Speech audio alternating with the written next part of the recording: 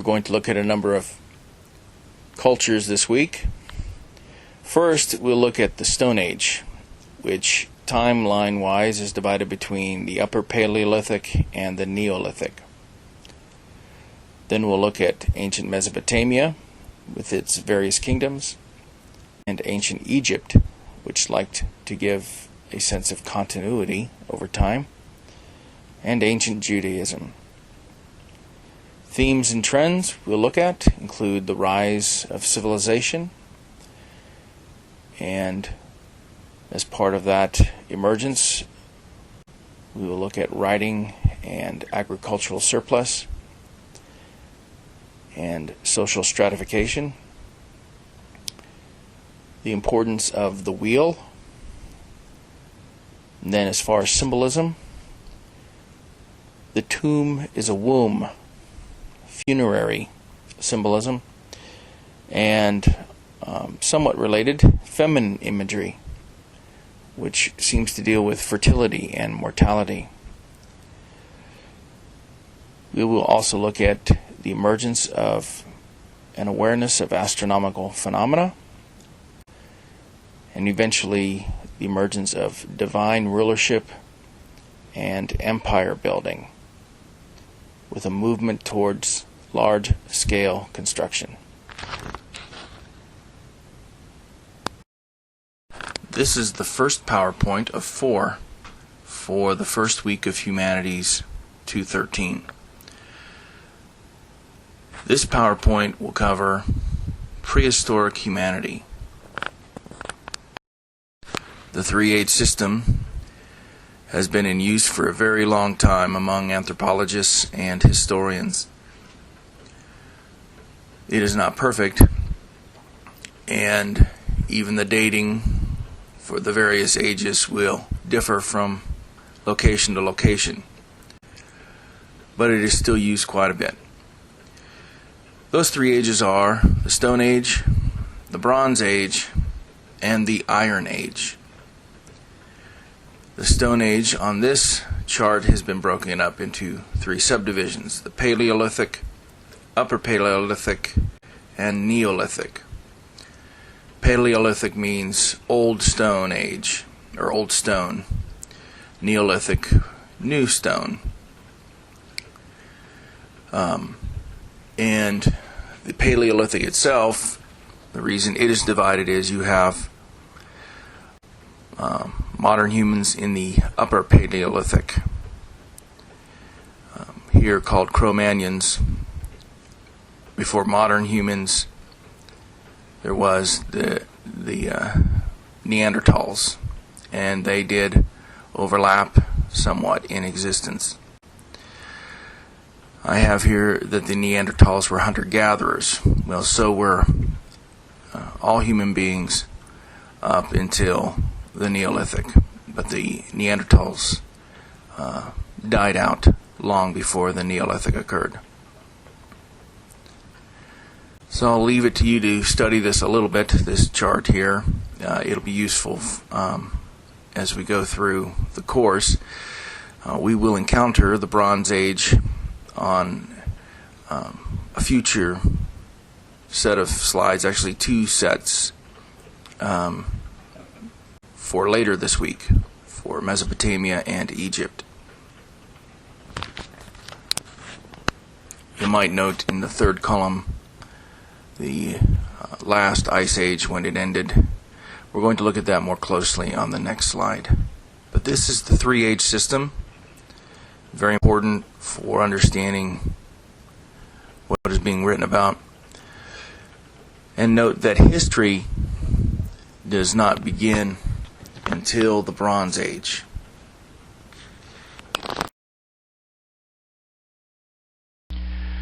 This slide focuses on the Upper Paleolithic. And the Upper Paleolithic is that part of the Paleolithic, the last part of it that deals with what you see written in the upper left corner. Homo sapiens sapiens, modern humans. Now, the ages, or the periods I should say, given here, the Aurignacian, the Gravettian, Solutrean, and Magdalenian, those occurred in Europe. So what happened, according to the anthropologists, is sometime around 80,000 BC, some modern humans left the continent of Africa, and some of those ended up in what is present-day Europe, and left especially some cave paintings and feminine figurines. And so this slide shows how the various periods of the Upper Paleolithic are divided up in the European area of modern humans. Note that part of this time, or parts of the time, are in ice ages. The next few slides go over the artwork of Paleolithic humans, because they have been well preserved. In a few places, these examples come from Europe. Here are some woolly mammoths from the cave at Lascaux in France. This is during the Magdalenian period. So it is obvious, of course, from this that humans lived with these elephants that roamed Europe at one time. They are now all gone. Now, one thing to keep in mind about these caves is that they are not residences. The caves we're going to look at. There is no indication that humans resided in these caves. These caves were used for ritual purposes.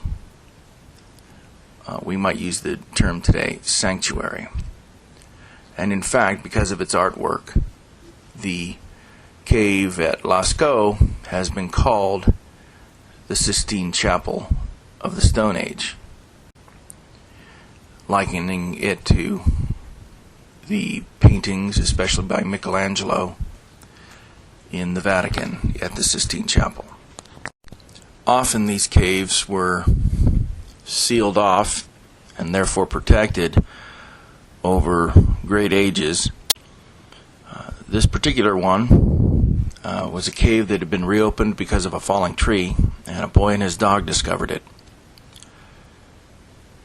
Paintings include horses, aurochs, giant wild cattle, rhinos, reindeer, and bison.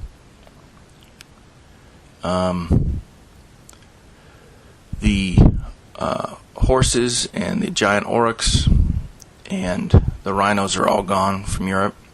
The reindeer exist in the far north, and the bison, a relative of the American bison, distantly,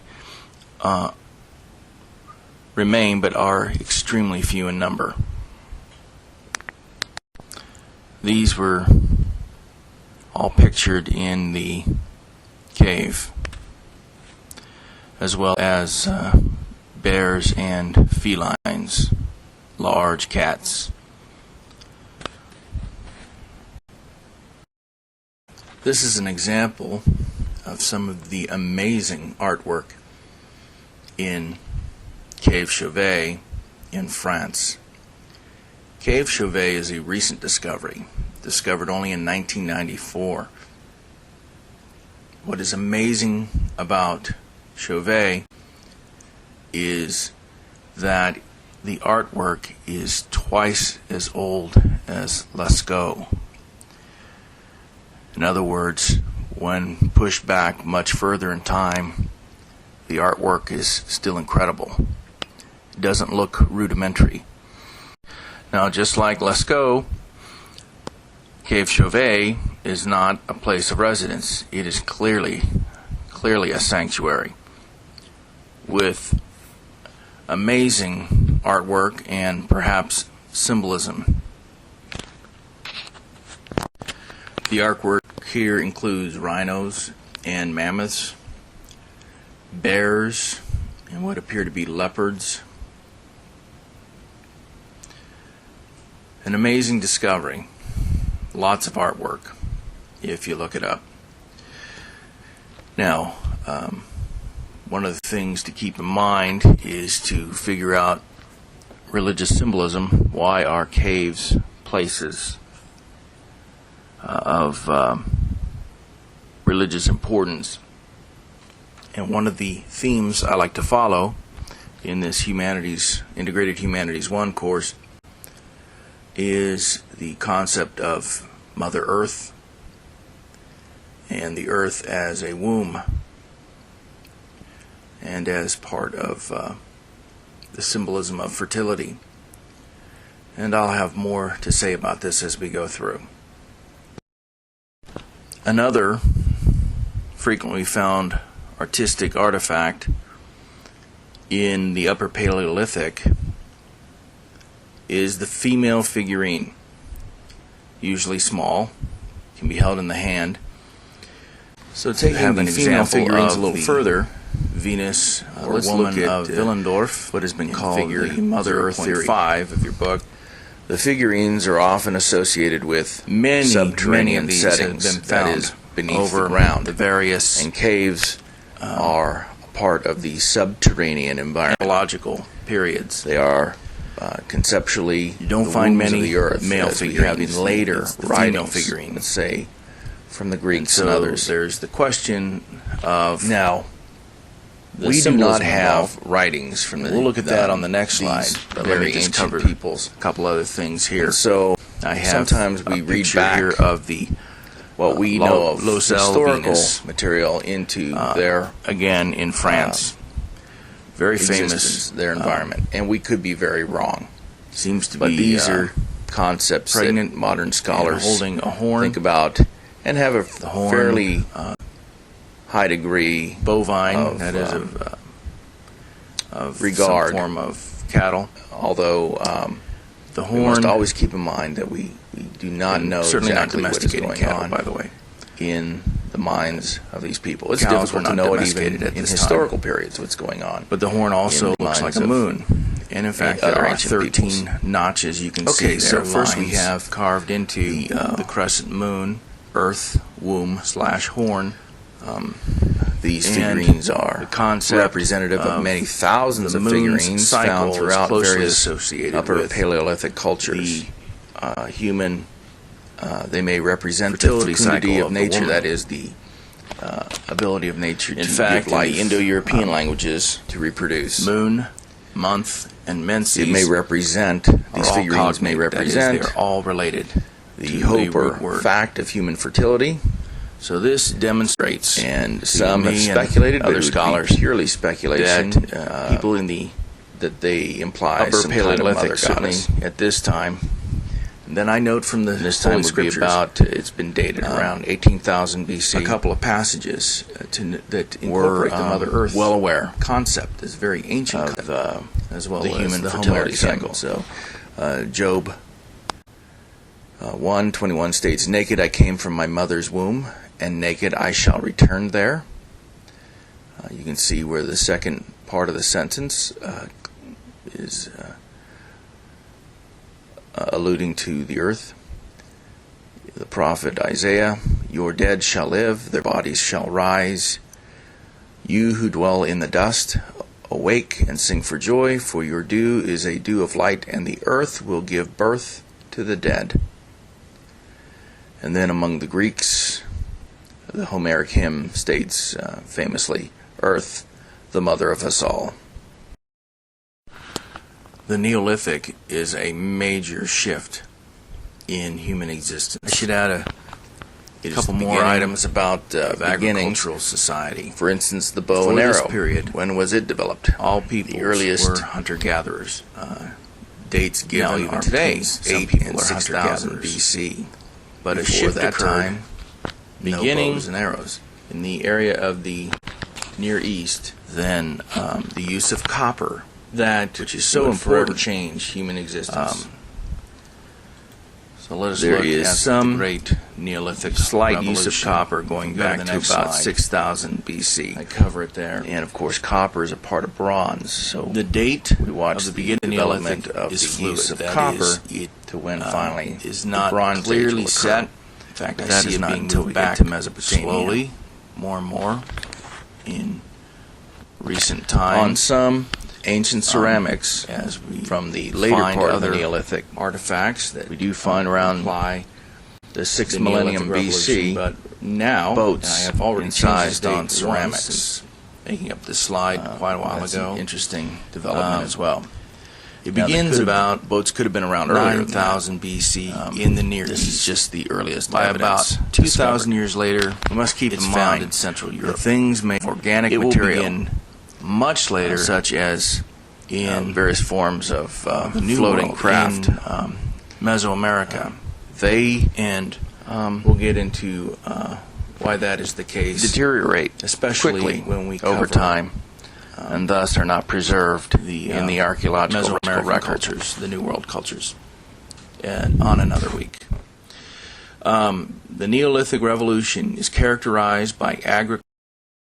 There are some artifacts left over from the Neolithic that help us construct somewhat, at least important items of religious significance. The Venuses are still around, and I mention here Maria Gimbutas, who is a very famous archaeologist. She is now deceased. She taught at UCLA, and she studied greatly this Neolithic period. In fact, Colin Renfrew of Cambridge, who is still around, has mentioned that nobody knew the archaeological material from the Neolithic better than Maria Gimbutas. So she's often noted in the theories about what's going on during this period. She wrote that there are about, quote, 30,000 miniature sculptures of clay, marble, bone, copper, or gold from about 3,000 sites of the Neolithic and Chalcolithic era in southeastern Europe. And that is a significant number, and that's at a time she wrote. It perhaps has even expanded since. It is thought that the mother image was becoming more agricultural related because, of course, agriculture is now part of the human environment in certain places. Remember, it takes a lot of places will not benefit from the Neolithic revolution for quite a while. Another significant relic of Neolithic religion is the bullhorn. Bullhorns are quite prominent, and there is a lot of discussion about what exactly the meaning of the horns is.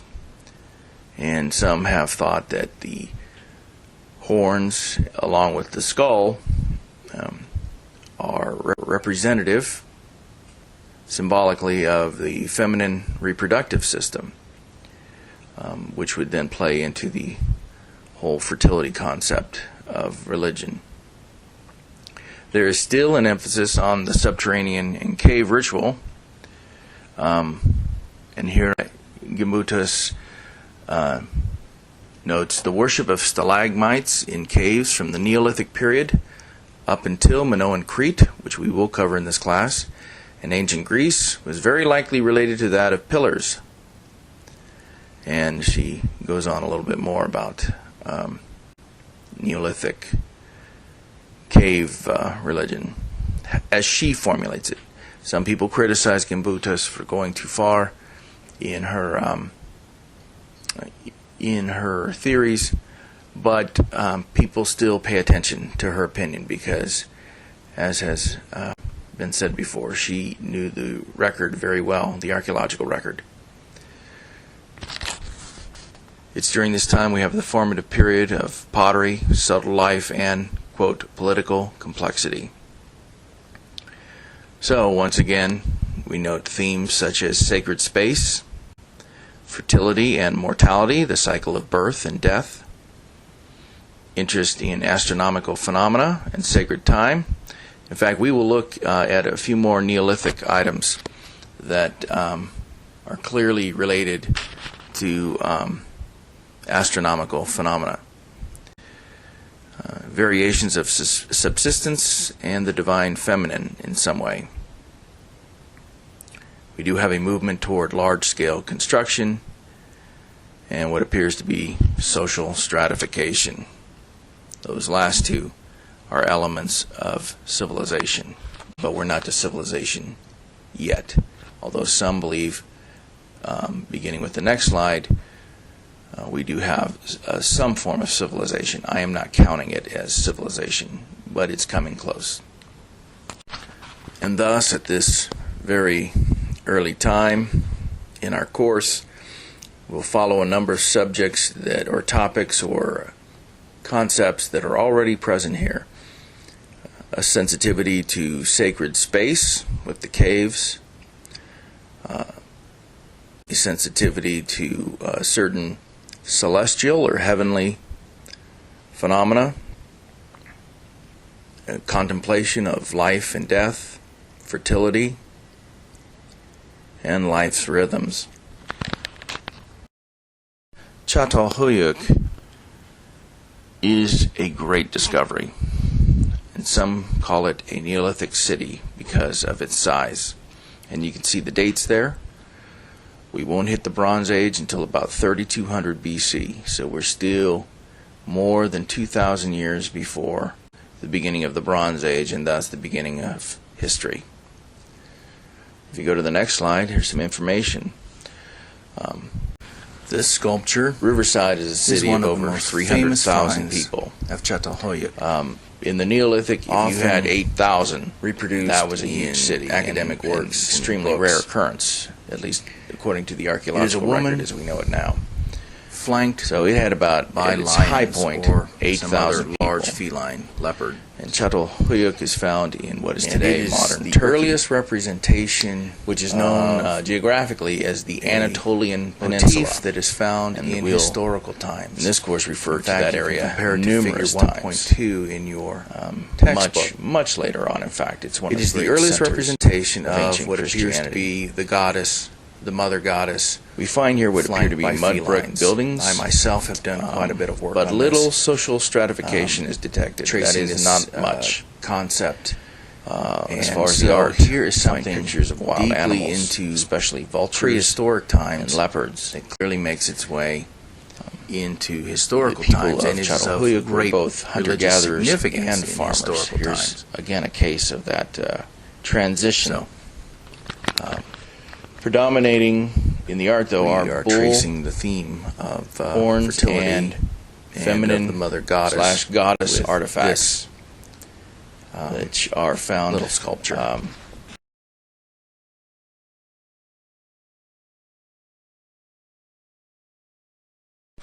Leaving Çatalhöyük in Turkey behind, we move to another element of the Neolithic, and that is, in certain areas, what is known as megalithic culture. Lithos, we know already, means stone. Mega, we all know, means big or large. So this is large stone culture in the Neolithic. We find a lot of these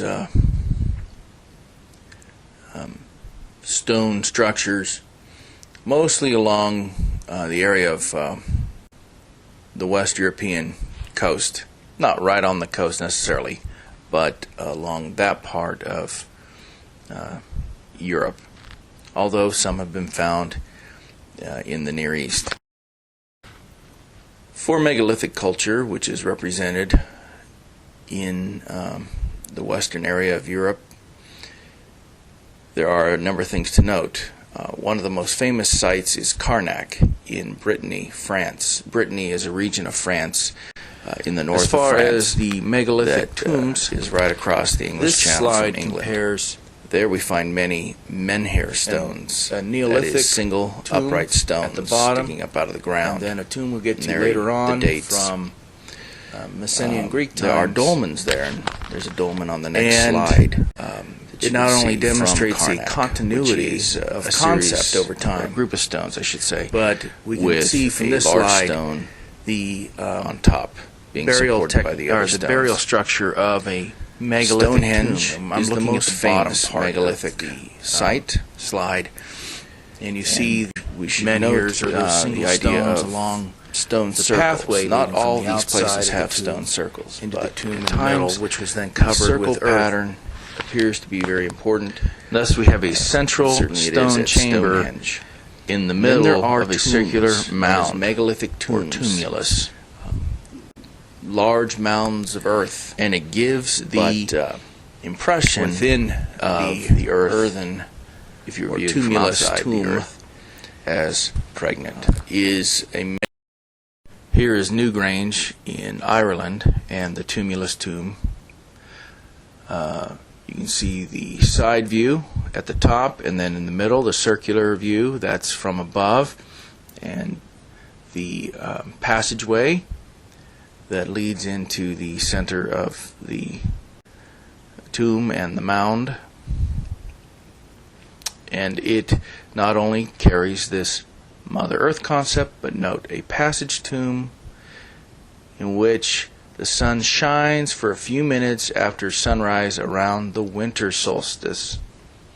And this is from a scholar who works in ancient astronomy. So you have something very much related to the earth and burial, but also related to the sun,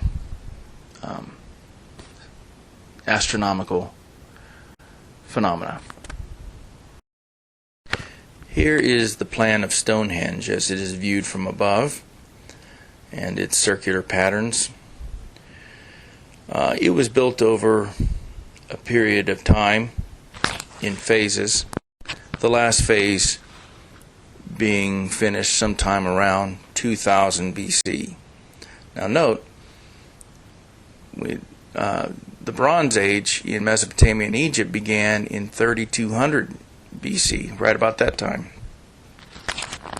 But in England, the area we call England today, note, they have not yet made it into the Bronze Age. It's 2000 BC, it's more than 1,000 years after the Bronze Age has begun further south.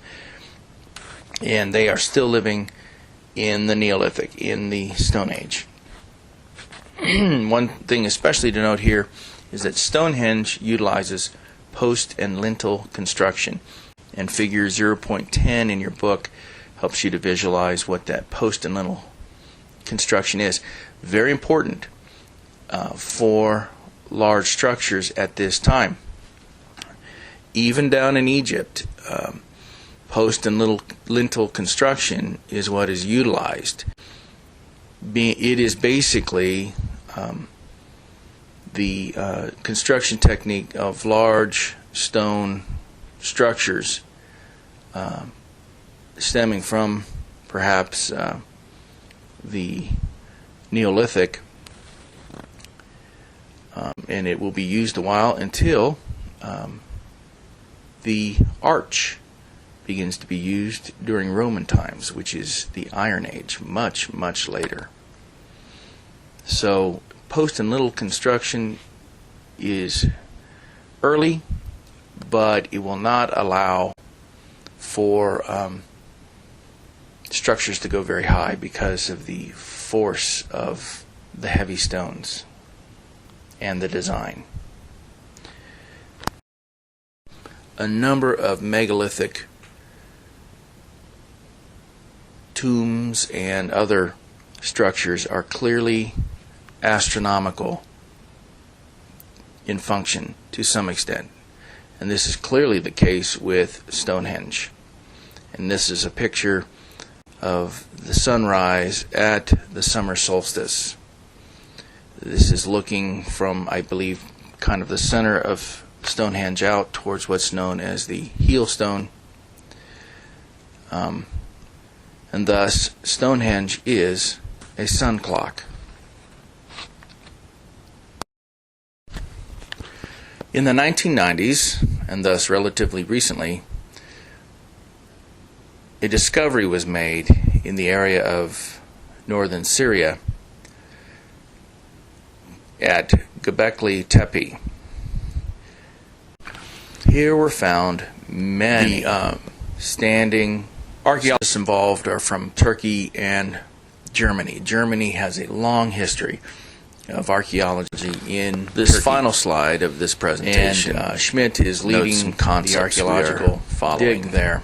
In the course. I want to read from this quote. Sacred space from the Smithsonian article. The caves to Schmidt and others. Göbekli Tepe. These new findings suggest a novel theory of civilization. The Scholars have long believed that only after people learned to farm and live in settled communities did they have the time, organization, and resources to construct temples and support complicated social structures we find with Stonehenge. But Schmidt argues that it was the other way around. Towards large the extensive coordinated effort to build the monoliths literally laid